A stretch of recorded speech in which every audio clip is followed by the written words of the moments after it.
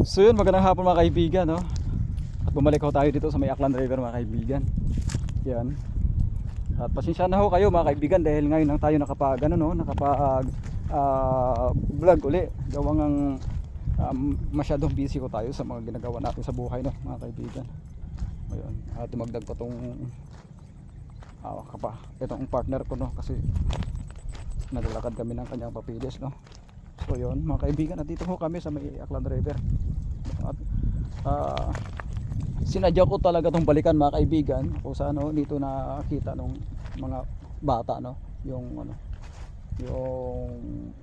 buto mga kaibigan, no, dito. At tungkol dun sa kinakausap natin, sana ibabalikan ho na sana natin, no, mga ilang araw. Pero bigla hong bumago yung ihip ng panahon at sobrang lakas ng ulan sa Aklan, sa Libakaw area, kaya hindi na ganoon ka kalinaw yung tubig mga kaibigan. Ay mapapansin natin, malabo yung tubig mga kaibigan, yun. At sinadya ko talaga itong puntahan ngayon o balikan, dahil may nagano ka rin sa sa unahan mga kaibigan, may nagbako doon sa unahan. Baka siyempre mapakasakali lang naman tayo, baka mamaya lumitaw yung ibang parte ng buto mga kaibigan. So nagbabakasakali lang naman tayong bumalik dito itong sa lugar na to mga kaibigan. Baka malay nga ho natin, mga kaibigan. Yan. Hindi ho malinaw yung tubig, malabo ho siya. Yan. Ito sa taas, itong isang puno ng yun, napatong na ho rito sa taas ng ito, yung mga may jacks na ito mga kaibigan. Yan. Malabo yung tubig ito mga kaibigan. At kaya nga ho tayo bumalik dito, baka malay nga ho natin, dahil nung ilang araw na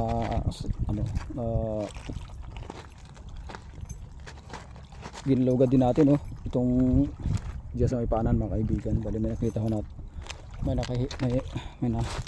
nakita ho tayong roon, ang dalang piraso ng buto mga kaibigan.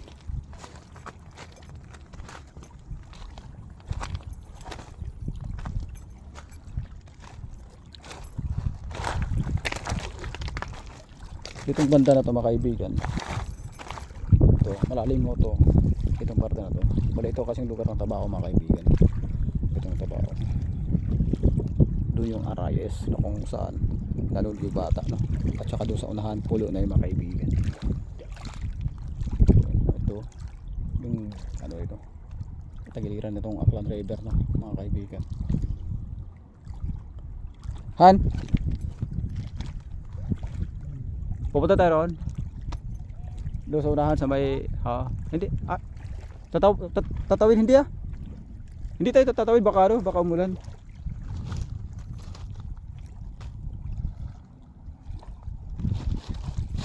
Madulas dito mga kaibigan itong nilalakaran natin.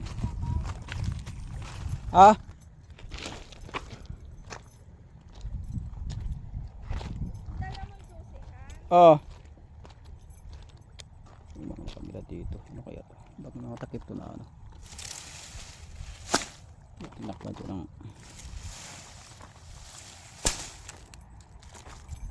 dako ng nyug.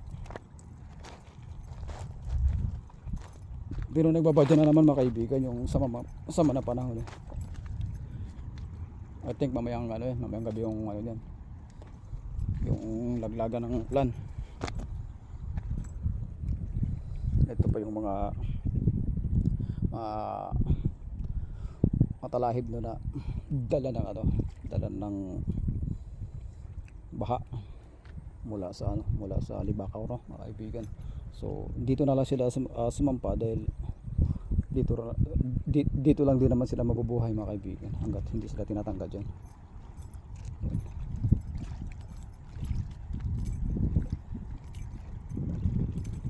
So malalim yung tubig yun mga kaibigan. Ito nga pala sa mga kaibigan kong nagabang kay kay Joros, papasensya na ako kayo dahil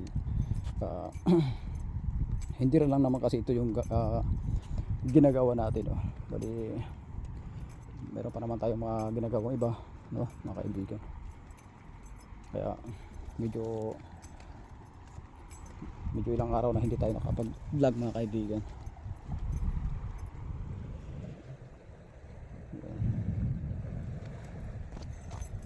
May nagbabako kasi doon sa taas mga kaibigan may nagbabako kasi isa rin yan sa mga possible na baka mamaya andun nga yung part ng katawan ni Joros, then sa paggalaw ng mga buhangin doon baka isa sa mga makikita natin at lumitaw. Itong inapakan natin mga kaibigan, bali debris debris galing sa mga pinagtatanggal na mga simento galing sa kalsada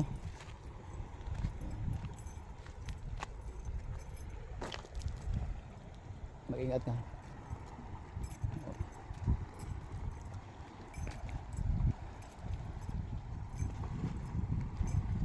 Itong parte pa mga kaibigan hindi tayo nakatawid ditong parte hindi pa to natawid natin gawa ng nung panahon na itinawid namin, bali dito lang sa harap na yun lang. Then hindi rin kasi madali mga kaibigan mga vlogging so, alam nyo na yun dahil mahirap rin sa parte ng mga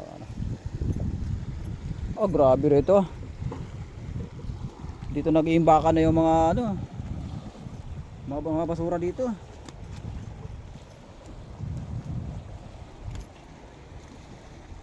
May taong nanguha ng pangkahoy yata. Ayun. Nanguha ng kahoy. Grabe yung basura dito, dala na ng tubig mula sa Libakaw mga kaibigan. Sa Sari hanggang Anyog. Ito inapakan na natin itong mga kaibigan, bali na to. Tubig na yung baba na ito mga kaibigan.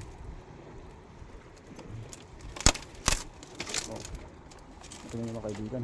Dito na ho tayo sa baba.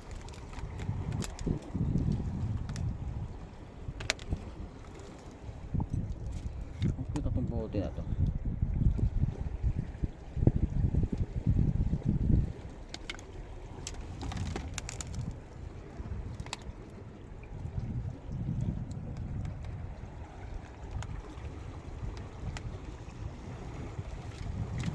Grabe na yung basura dito mga kaibigan, talagang super dami na napakambak na.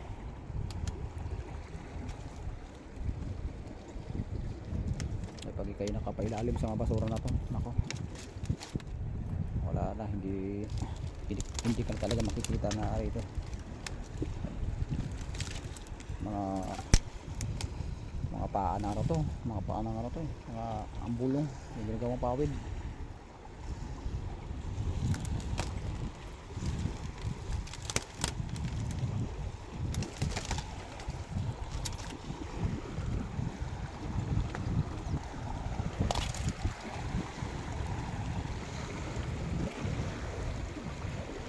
Nanguha pala ng kahoy yung matanda na yun, si Barong nanguha ng kahoy yung mga sumasabit sa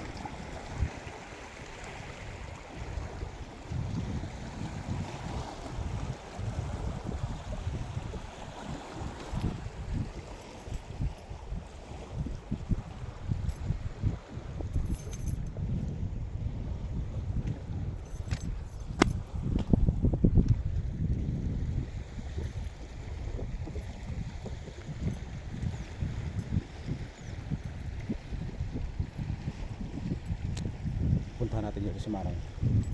May tatanong tayo sa kanya mga kaibigan. Malapit na tayo sa kanya.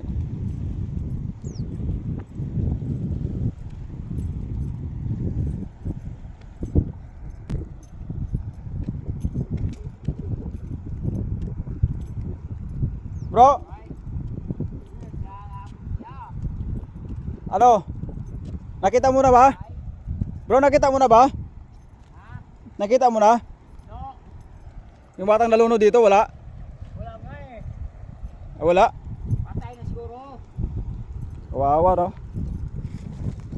4 na buwan na yun, bro, wala pa. Hinahanap po ba? Hinahanap ko eh. Wala mo? Ubus na? Ano yung sa duda mo, bro? Ha? Ano sa duda mo? Buhay mo eh. Buhay mo?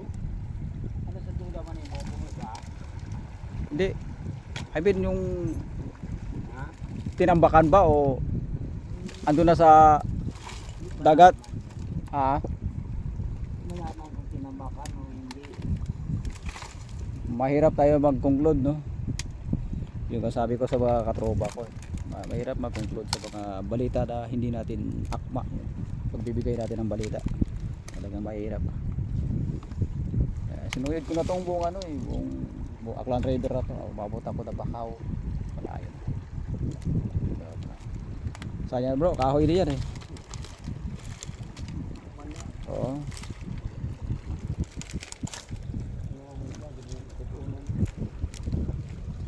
Akala ko na eh, tatanggalin mo na to lahat. Akala ko tatanggalin mo na to lahat. Nagbabadya na yung masamang panahon, mga kaibigan. Makuliblib na sa parte ng ano, malinaw.